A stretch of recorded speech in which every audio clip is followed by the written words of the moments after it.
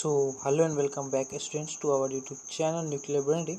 सो students, आज हम लोग करने वाले असर्शन रीजन वाले question with answer of chapter current electricity. आप लोगों ने थंबनेल पे देख लिया होगा। करंट इलेक्ट्रिसिटी के पे हम लोग असर्शन रीजन वाले क्वेश्चंस करने वाले हैं, जो कि बोर्ड्स और जेई दोनों के पर्सपेक्टिव से बहुत ही ज़्यादा इम्पोर्टेंट है। तो अगर आप लोग चैनल पे नए हो, चैनल को अभी सब्सक्राइब कर दो, वीडियो को पूरा देखना, उसके बाद लाइक करना, अपना फीडबैक कमेंट में ज़रूर देना।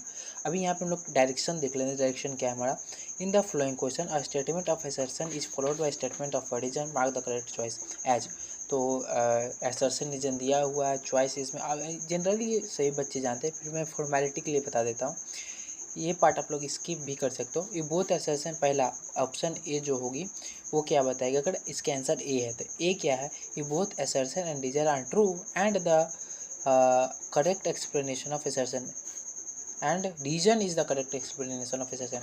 असर्शन और रीजन दोनों ट्रू होगा और जो रीजन है वो असर्शन का करेक्ट एक्सप्लेनेशन होगा। तो हम लोग ऑप्शन ए बोलेंगे, ठीक है। ऑप्शन बी हमारी क्या बोलती है? if both assertion and reason are true but reason is not correct explanation of assertion। समझना, सही दोनों है लेकिन असर्शन के बारे में रीज़न नहीं बताता है, असर्शन को स्पेसिफाई वेरीफाई नहीं करती है, इसलिए ऑप्शन बी लेंगे। तो असर्शन एंड रीजन दोनों ट्रू है लेकिन रीजन जो है वो असर्शन का करेक्ट एक्सप्लेनेशन नहीं है। ऑप्शन सी है, if assertion is true but reason is false. Assertion true होगी बट रीजन फॉल्स होगी। एंड ऑप्शन डी है, if both assertion and reason are false, दोनों फॉल्स होंगे। 15 क्वेश्चन है, खुद से ट्राई करो और जितना सही हो कमेंट में ज़रूर बताना। चलिए आते हैं क्वेश्चन पे। फर्स्ट क्वेश्चन है, फर्स्ट हमारा असर्शन में electrons which constitute the current are negatively charged. Reason इसका current carrying wire is negatively charged, ठीक है। तो सबसे पहले असर्शन पे ध्यान देते हैं। असर्शन क्या बोल रहे हैं? Electrons which constitute the current are negatively charge. तो करंट क्या इलेक्ट्रॉन की वजह से होती है? इलेक्ट्रॉन की वजह से करंट होती है और हम सभी जानते हैं कि ये नेगेटिवली चार्ज होती है। तो असर्शन तो सही हो गए। अब आते हैं रीजन पे। रीजन क्या बोल रहे हैं? Current carrying wire is negatively charge. जो वायर होती है जिसमें करंट फ्लो करती है वो नेगेटिवली चार्ज होती है। तो ये जो स्टेटमेंट है ये 100% गलत है। क्यों? क्योंकि वायर जो होता है ना वो ओवरऑल न्यूट्रल ही होता है। हम सभी ये बात जानते हैं कि नंबर ऑफ इलेक्ट्रॉन्स, एक मिनट रुक जाओ।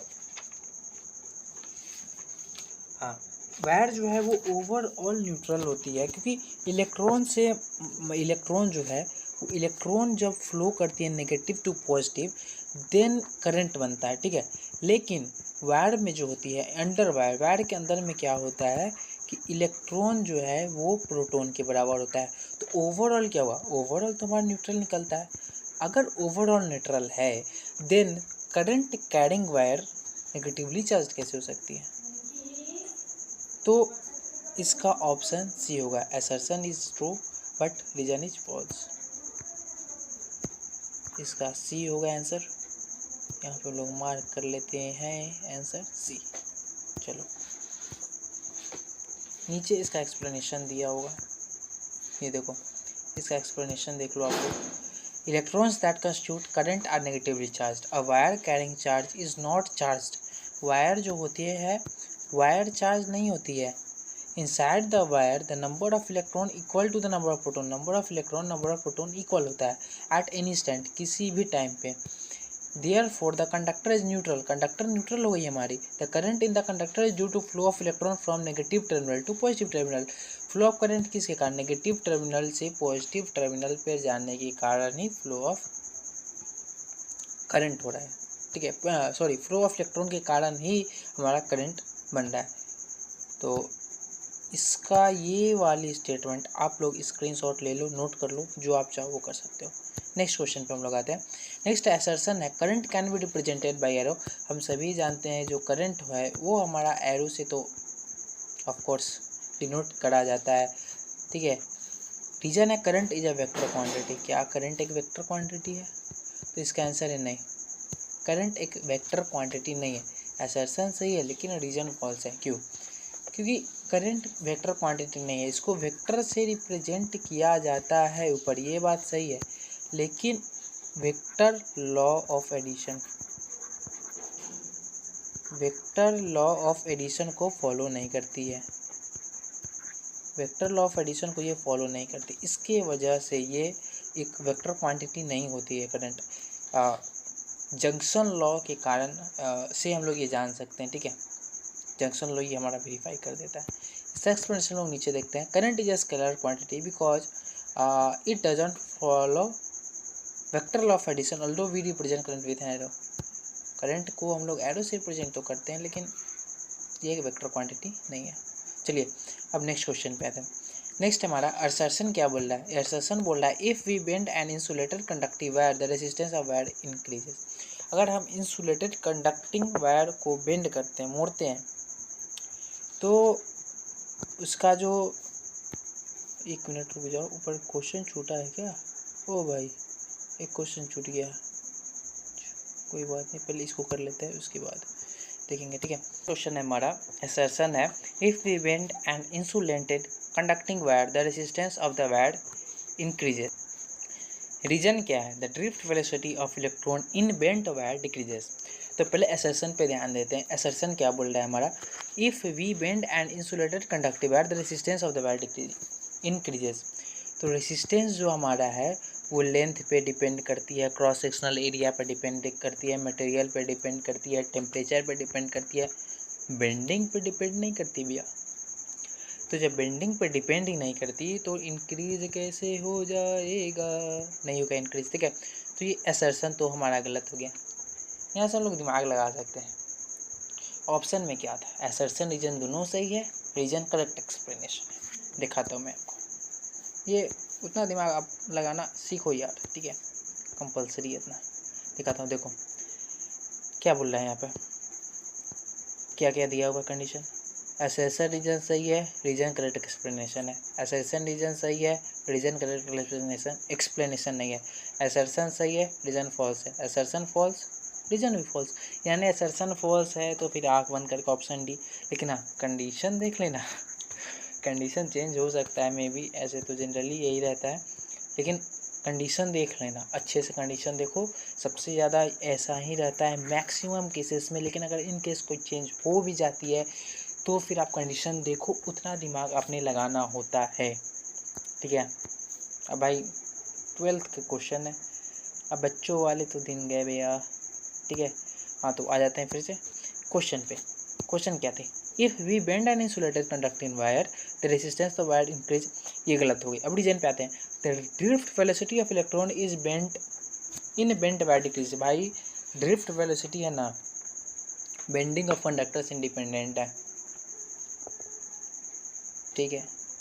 तो जब ड्रिफ्ट वेलोसिटी भी इंडिपेंडेंट है, ये भी गलत, दोनों गलत। ये तो कॉन्सेप्ट था भाई, थोड़ा सा दिमाग लगाना था, फिर भी मैंने बता दिया। इंडिपेंडेंट होता है, बेंडिंग क्या है, bending will not increase the resistance of conducting wire, also drift velocity of electron independent of bending of conductor. हो गया, स्क्रीनशॉट ले लो, लिख लो, जो करना है कर लो। नेक्स्ट क्वेश्चन, असर्शन क्या है हमारा, drift velocity of electron independent of time. Reason क्या बोल रही, electrons are accelerated in the presence of electric field. अच्छा छूटा वाला क्वेश्चन था ना एक, छूटे हुए को हम लोग कर लेते हैं, आ जाओ भैया, आ गया, देखो ये वाला क्वेश्चन छूट गया था हमारा, तो ये कर लेते हैं। असर्शन क्या बोल रहा है, current flow in a conductor only when there is an external electric field within the conductor. Current कब फ्लो करेगा कंडक्टर में, जब एक्सटर्नल इलेक्ट्रिक फील्ड होगा कंडक्टर में तब। ये बहुत ही कॉन्सेप्चुअल क्वेश्चन, इसमें मैं आपको बहुत कुछ सिखाने वाला हूँ। मान लो हम लोग क्या, यही कंडक्टर ले लेते हैं ना, देखो कंडक्टर एक ले लिया हमने, अब इस कंडक्टर में इलेक्ट्रॉन है, electron electron electron electron electron, इसकी डायरेक्शन जो है वो रैंडम होती है, स्टार्टिंग में रैंडम होगी, इधर उधर इधर उधर। तो इलेक्ट्रिक फील्ड जब प्रेजेंस नहीं होती है ना, without presence of electric field, electric field क्या है, नहीं है इसमें, तो इलेक्ट्रिक फील्ड के ना प्रेजेंस में, मतलब जब इलेक्ट्रिक फील्ड प्रेजेंट नहीं है तब रैंडम डायरेक्शन होता है, तो नेट करंट जो होता है वो जीरो हो जाता है, ठीक है। अब आते हैं जब इलेक्ट्रिक फील्ड प्रेजेंट हो तब का कंडीशन ले लेते हैं। इलेक्ट्रिक फील्ड अगर मान लो कि हमारा जो है इलेक्ट्रिक फील्ड का डायरेक्शन क्या लेंगे हम लोग, इलेक्ट्रिक फील्ड अगर हमारा इस डायरेक्शन में जा रहा है इलेक्ट्रिक फील्ड, तो इलेक्ट्रॉन ऑब्वियसली उसकी अपोजिट डायरेक्शन में जाएगी। तो इलेक्ट्रॉन अगर उसके अपोजिट डायरेक्शन में जाएगी, पहले सोचो चारों तरफ सब रैंडम मूव कर रहे थे, लेकिन जैसे ही इलेक्ट्रिक फील्ड हम लोग लगाते हैं इलेक्ट्रॉन एक डायरेक्शन में मूव करने लगी इलेक्ट्रिक फील्ड के अपोजिट में। तो अगर एक डायरेक्शन में जा रही है तो करंट फ्लो हो रहा है, तो वो करंट फ्लो हो रहा है अपोजिट पार्टिकुलर डायरेक्शन में जाने का, जिससे कि इलेक्ट्रॉन जो है वो इलेक्ट्रिक फील्ड के कारण अपोजिट डायरेक्शन में इलेक्ट्रॉन जो है वो फोर्स एक्सपीरियंस कर रहा है, ठीक है, जिससे करंट बन रहा है, ठीक है। तो नेगेटिव एंड ऑफ कंडक्टर से पॉजिटिव एंड ऑफ कंडक्टर की तरफ जा रहा है। और एक बात बता दूँ, देखो एक्सप्लेनेशन दिया हो गया, शांति से रहो। ड्रिफ्ट वेलोसिटी जो होती है ना, वो होती है e tau by m, tau by m, ठीक है। तो ड्रिफ्ट वेलोसिटी इलेक्ट्रिक फील्ड के डायरेक्टली प्रोपोर्शनल हो गया, यहाँ से देखो डायरेक्टली प्रोपोर्शनल हो गया, ठीक है। तो इसका आंसर क्या होगा, अब इतना मैंने समझा दिया, इसका आंसर आपको एकदम आँख बंद करके बता देना है। डायरेक्टली प्रोपोर्शनल हो गई। सबसे पहले हम लोग आते हैं पहले वाले पे। पहले वाले कैसे देखो, current flow in a conductor only when there is an external electric field. ये एकदम सही बात है, करंट तभी होगा जब एक्सटर्नल इलेक्ट्रिक फील्ड होगा, वरना रैंडम डायरेक्शन होगा करंट नहीं बनता है। The drift velocity of electron is directly proportional to the electric field. दिख गया। तो क्या हुआ, दोनों सही है, एसर्शन और रीजन दोनों सही है भैया, एसर्शन और रीजन दोनों सही है। और रीजन जो है वो करेक्ट एक्सप्लेनेशन है एसर्शन का। ओ सॉरी, मैंने तो ABCD पीछे वाले में बताया नहीं, वेट बता देता हूँ। इसका क्या होगा, इसका ऑप्शन नहीं होगा, मैं लिख देता हूँ A और इसको घेरे में डाल देते हैं हम लोग, हो गया हमारा आंसर। जो हमारा छूटा हुआ भैया लोग है उनको भी मैं कर दूँ। इसका मैंने दिया है या नहीं देख लेते हैं। इसका ऑप्शन सी था। इसके बाद वाले इसका मैंने नहीं दिया, current can be represented by arrow, इसका भी ऑप्शन सी था शायद से, हाँ इसका ऑप्शन सी है, चलो इसका भी ऑप्शन सी। नेक्स्ट वाले पे आते हैं, बेंडिंग ऑफ वायर वाला ना, इसका तो दोनों गलत था, इसका ऑप्शन डी हो गया, इसका ऑप्शन डी हो गया। देखो मैंने एक्सप्लेन सही करा है, ऑप्शन नहीं बताया, एक्सप्लेन सही कर रखा है, इतना आप लोग खुद से भी कर सकते हो, बच्चे नहीं हो। नेक्स्ट क्वेश्चन पता है, drift velocity electron independent of time. Drift velocity है वो इंडिपेंडेंट ऑफ टाइम है, और electrons are accelerated in presence of electric field. सबसे पहले ड्रिफ्ट वेलोसिटी आप लोग समझो। ड्रिफ्ट वेलोसिटी क्या होता है, एवरेज वेलोसिटी ऑफ इलेक्ट्रॉन है इलेक्ट्रिक फील्ड के प्रेजेंस में।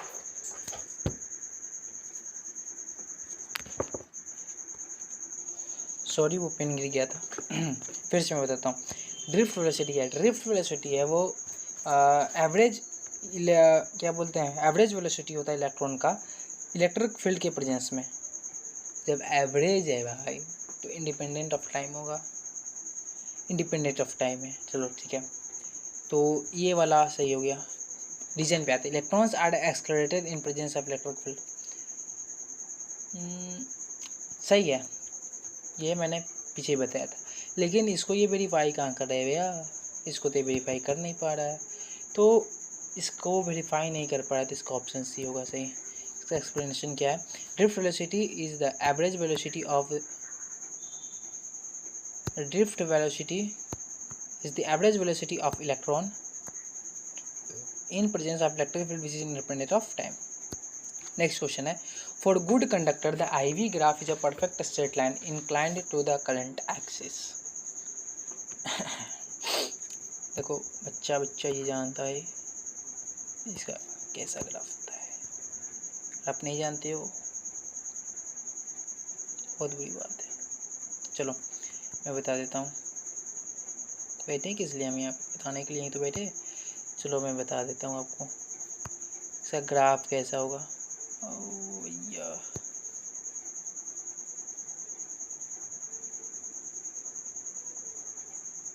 एक मिनट, थोड़ा सब्र से काम लीजिए आप लोग, मैं इसको बनाता हूँ, ठीक है, थोड़ा सा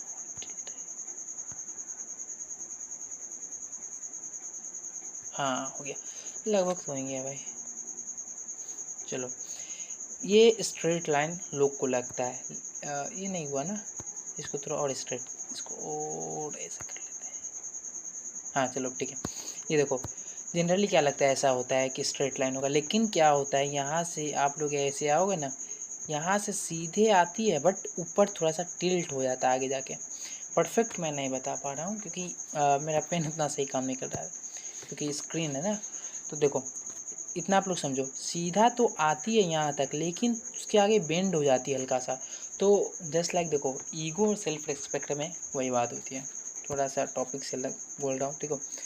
ईगो और सेल्फ रिस्पेक्ट इसी की तरह होती है। गुड कंडक्टर का, ओम्स लॉ का गुड कंडक्टर का ग्राफ जैसा होता है। लगता क्या है, सेल्फ रिस्पेक्ट। लगता कि ये स्ट्रेट लाइन, होता क्या है ईगो, हल्का सा कर्व। तो सेल्फ रिस्पेक्ट को ईगो में ना बदलने दें कृपया, ठीक है। हाँ तो क्या बोल रहा है, परफेक्ट ये तो ऑप्शन डी होगा भाई, पहला वाला ही गलत हो गया हमारा, तो ऑप्शन डी। इसका एक्सप्लेनेशन देख लेते हैं। एक्सप्लेनेशन क्या है, the given graph source V I graph of good conductor Ohm's law states that, इसको पेंट करता हूँ, इसको पेंट कर दो, ठीक है। हाँ चलो मैं बताता हूँ फिर से। Ohm's law states that the current flowing through a conductor is directly proportional to the voltage between the end of given conductor. V is proportional to I, V is proportional to V equal to IR. R क्या होता है, constant होता है। R क्या है, constant है हमारे यहाँ, ठीक है। Where the constant proportionality R is called the resistance of conductor. R क्या resistance of the conductor है। तो देखो मैं बताता हूँ, V is directly proportional to I है। यहाँ पे मैंने बता दिया कि असर्शन जो है वो गलत है, रीजन भी गलत ही होगा। रीजन को फिर से स्पेसिफाई मैं आपको बता देता हूँ, संतुष्टि हो जानी चाहिए। By Ohm's law voltage across the end of conductor is directly proportional resistance of the conductor. Voltage resistance पे नहीं, करंट पे डिपेंड करता है। यहाँ पे देखो, वोल्टेज जो है वो रेजिस्टेंस पे नहीं, करंट पे डिपेंड कर रहा है। रेजिस्टेंस तो हमारा भाई कॉन्स्टेंट है। बोलो पब्लिक, सही बात बोला कि नहीं मैंने, रेजिस्टेंस हमारा यहाँ पे कॉन्स्टेंट है भाई, ठीक है। तो इसका ऑप्शन डी हो गया हमारा आंसर, डी लॉक कर दिया जाए, लॉक कर दिया। नेक्स्ट आते हैं, the resistance of conductor decreases with increase in cross sectional area. Resistance जो है वो क्रॉस सेक्शनल एरिया बढ़ाने पे डिक्रीज करता है। रीजन क्या है, on increasing the cross sectional area of the conductor more current will flow through the conductor. अभी इसका तो ऑप्शन ही सही है। इसमें अगर आपका सवाल जवाब है तो मैं कुछ नहीं कर सकता, आप लोग बोलो, बढ़ जाता हूँ मैं। इसके नेक्स्ट असर्शन है, insulator do not allow flow of current through them. Insulator जो है वो फ्लो ऑफ करंट, इंसुलेट एकदम सही बात है भाई। Insulator have no free charges, एकदम सही बात है। असर्शन भी सही, रीजन भी सही, और रीजन जो है करेक्ट एक्सप्लेनेशन है। कैसे करेक्ट एक्सप्लेनेशन है, देखो इंसुलेटर जो है वो फ्लो ऑफ चार्ज को फ्लो करने नहीं देता, सही बात है। लेकिन इंसुलेटर में फ्री चार्ज कैरियर्स नहीं होते, इसलिए फ्लो नहीं करने देता है। ये एकदम सही बोला इसने, 100%। Next question, ohms law is not valid if current depend on voltage non linearly. अगर करंट जो है वो वोल्टेज पे नॉन लीनियरली डिपेंड करता है तो ओम्स लॉ वैलिड नहीं होगा, ठीक है। रीजन क्या बोला है, ohms law is a fundamental law of nature. तो देखो यहाँ 2-3 फैक्टर आते हैं। देखो वोल्टेज और करंट के बीच का रिलेशन जो होता है, एक दूसरे पर डिपेंड जो होता है ना, वो साइन पर भी डिपेंड करता है यार। एक तो साइन फैक्टर हो जाता है, और यूनिक भी नहीं होता है। कैसे, नीचे मैंने लिख के रखा है, दिखाता हूँ। देखो, ohms law is not a fundamental law of nature, it fails होगा भाई, वही फेल्स होगा। चलो समझ गए होगे अपना, चलो फेल्स होगा यहाँ पे, fails. Voltage depend on current non linearly. देखो वोल्टेज करंट पे नॉन लीनियरली डिपेंड करता है। वोल्टेज जो है करंट पे नॉन लीनियर, जैसे सेमीकंडक्टर में क्या होता है कि वो एक एक्सेप्शन होता है, ठीक है। अब ऑप्शन बी वाले पे आते हैं, the relation between voltage and current depend on the sign of voltage for the same absolute value of voltage. Same absolute voltage पे ना करंट और वोल्टेज का जो वैल्यू होता है वो वोल्टेज के साइन पर डिपेंड करता है। मतलब वोल्टेज का वैल्यू मैग्नीट्यूड सेम होता है, डायरेक्शन अगर साइन नेगेटिव पॉजिटिव वाला उस पर डिपेंड करता है। सी देखो, the relation between the voltage and current is not unique, that is same. Relation between the voltage and current और वोल्टेज के बीच का रिलेशन सेम नहीं। कैसे? On the same value of current, different value of V of material which show this behavior is called light emitting material diode। देखो, same value of I, current के same value के लिए ना voltage अलग अलग हो जाता है, और इस बिहेवियर को बोलते हैं light emitting material diode. Light emitting diode भाई, मटेरियल तो नहीं बोलते हैं शायद, लाइट इमिटिंग डायोड बोलते हैं। ठीक है, लाइट इमिटिंग मटेरियल ना देखो, इस मटेरियल को लाइट इमिटिंग मटेरियल बोलते हैं और डायोड को लाइट इमिटिंग डायोड। ठीक से, ये थोड़ा सा यहाँ पे प्रॉब्लम है। ठीक है, आप लोग सही से सुनो, मटेरियल को लाइट इमिटिंग मटेरियल बोलते हैं और लाइट इमिटिंग डायोड होता है। ठीक है, फेनोमेना जो होता है लाइट इमिटिंग डायोड होता है। रंग दो, छोड़ दो, चलो रंग दिया। हाँ, तो इसका जो आंसर होगा वो कौन सा वाला इसका आंसर होगा वो बता दो। हाँ, Ohm's law is not valid if current depend on voltage non linearly. Ohm's law is a fundamental law of nature. Option C होगा भाई, फंडामेंटल लॉज ऑफ नेचर तो है ही नहीं, पहली बात तो ये। ऑप्शन सी, ओ भाई बड़ा हो गया ये तो। ऑप्शन सी टिक कर दिया जाए। चलो नेक्स्ट, असर्शन क्या है? Electromotive force is a force which helps the electron to flow and produce current. Electromotive force ऐसा फोर्स होता है जो कि इलेक्ट्रॉन को फ्लो करने में और करंट प्रोड्यूस करने में हेल्प करता है। वाह की बात है। Electromotive force is independent of the voltage across the cell. Voltage, पहले बात तो भाई असर्शन पे आते हैं। इलेक्ट्रोमोटिव फोर्स जो होता है ना, वो फोर्स ही नहीं होता है। वो क्या होता है कि डिफरेंस, वोल्टेज डिफरेंस होता है दो टर्मिनल के बीच में। ठीक है, वोल्टेज डिफरेंस होता है भाई। इलेक्ट्रोमोटिव फोर्स जो है, ये मैं मार्क करके लिख देता हूँ। ये जो आपका फोर्स, जिस फोर्स के बारे में आप यहाँ पे वार्तालाप कर रहे हैं, ये फोर्स आपका not a force, not a force. पहली बात, ये फोर्स ही नहीं भाई, ये पोटेंशियल डिफरेंस होता है। देखो, electromotive force is the voltage, sorry voltage difference ना, मैंने वोल्टेज डिफरेंस पहले बोला, बाद में पोटेंशियल डिफरेंस बोला, पता नहीं मुझे क्या। देखो, वोल्टेज डिफरेंस होता है। Electromotive force is not a force, it is the voltage difference between the two terminals of a source in opening circuit. Opening circuit में, ओपन सर्किट होता है भाई, ओपनिंग सर्किट नहीं होता है यहाँ पे, ओपन सर्किट में होता है। ठीक है, चलो नेक्स्ट, assertion क्या है? Some electric appliances have 3 pins, even though if we remove the top pin it will continue working. The third pin used only as safety device. दोनों सही है भाई। देखो, आप लोग आयरन वगैरह आप लोगों ने यूज करा होगा, तो उसमें 3 पिन देते हैं। ऊपर वाले क्या होता है? अर्थ होता है, जो हाई वोल्टेज कंज्यूम करते हैं ना भाई, तो उसमें इलेक्ट्रिक अप्लायंसेस में उसमें 3 पिन होता है। एक यहाँ पे होगा, एक यहाँ पे होगा और एक यहाँ पे होगा। अगर ये ऊपर वाला भी अगर हट भी जाए ना, फिर भी वो काम करती है, लेकिन वो अर्थ के लिए ज़्यादा वोल्टेज होता है, करंट वगैरह से बचाने के लिए इसको दिया जाता है। यहाँ पे देखो, the third pin is connected to the earth where which is used in the appliances which consume high voltages. जो हाई वोल्टेज कंज्यूम करते हैं ना, उन सारे अप्लायंसेस में इनका यूज़ किया जाता है। तो हाँ, इसका आंसर मैंने बता दिया शायद से, ऑप्शन ए होगा, लिखा नहीं है मैंने, लो लिख दिया, option A. Next question, current is passed through a metallic wire hitting it red. Half of its portion is cooled by the cold water jacket.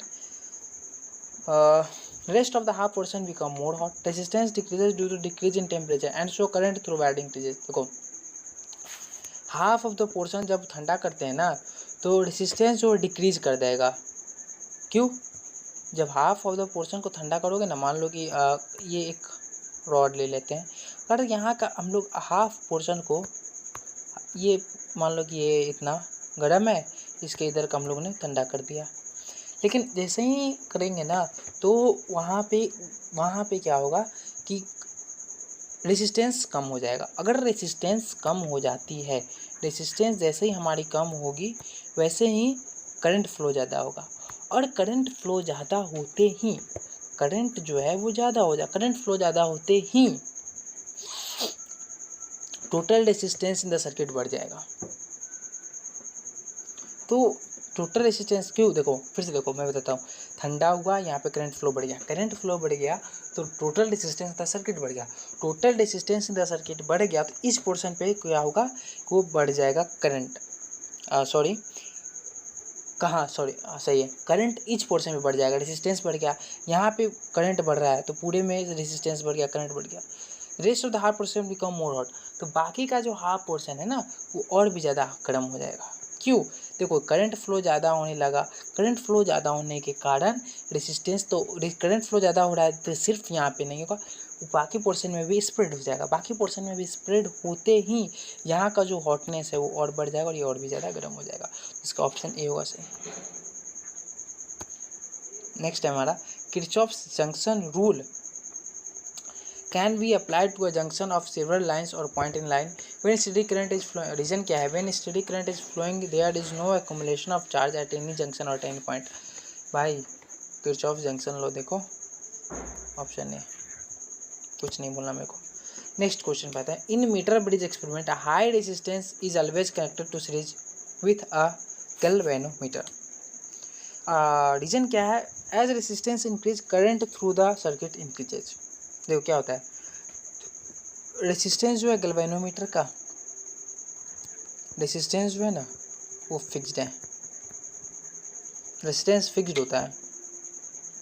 Metre bridge experiment में क्या होता है कि गैल्वेनोमीटर को ना हाई करंट से बचाने के लिए हाई रेजिस्टेंस गैल्वेनोमीटर में जोड़ा जाता है, ठीक है। तो as resistance current through the circuit increases, ये गलत है भाई, क्योंकि गैल्वेनोमीटर में करंट जो होता है ना, गैल्वेनोमीटर जो रेजिस्टेंस है ना फिक्स होता है, लेकिन high resistance always connected in series with galvanometer, ये बात सही है। क्यों, क्योंकि गैल्वेनोमीटर को बचाना होता है। इसके बारे में लिख दिया, आप लोग स्क्रीनशॉट या फिर लिखते देखते रहना यार। देखो, the resistance the galvanometer is fixed in metre bridge experiment to protect the galvanometer from high current, high resistance is connected to the galvanometer. Okay, इसका आंसर होगा ए, सॉरी सी।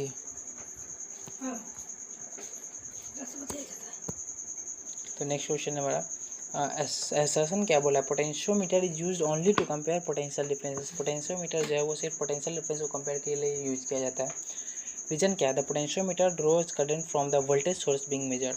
एसर्शन पे ध्यान देते हैं, पोटेंशियोमीटर जो होता है ना उसमें रेजिस्टेंस बहुत कम होता है, तो सिर्फ पोटेंशियल डिफरेंस के लिए यूज़ किया नहीं जाता, internal resistance of battery, internal resistance और ईएमएफ इस सब के लिए यूज किया जाता है। एसर्शन गलत है, रीजन भी गलत होगा, 100 बार बोला मैंने, फिर भी रीजन पे ध्यान देंगे। The potentiometer draw current from the voltage source being measured. भाई पोटेंशियोमीटर कुछ वोल्टेज नहीं लेता है, कोई करंट नहीं लेता है कहीं से। ये देखो इसका रीजन यहाँ पे दिया है, शायद ये लास्ट क्वेश्चन था हमारा। चलिए, thank you for watching. I hope ये वीडियो आपको अच्छी लगी, अगर वीडियो अच्छी लगी फीडबैक दे देना कमेंट में। तब के लिए tata bye bye, take care, channel को सब्सक्राइब जरूर कर देना।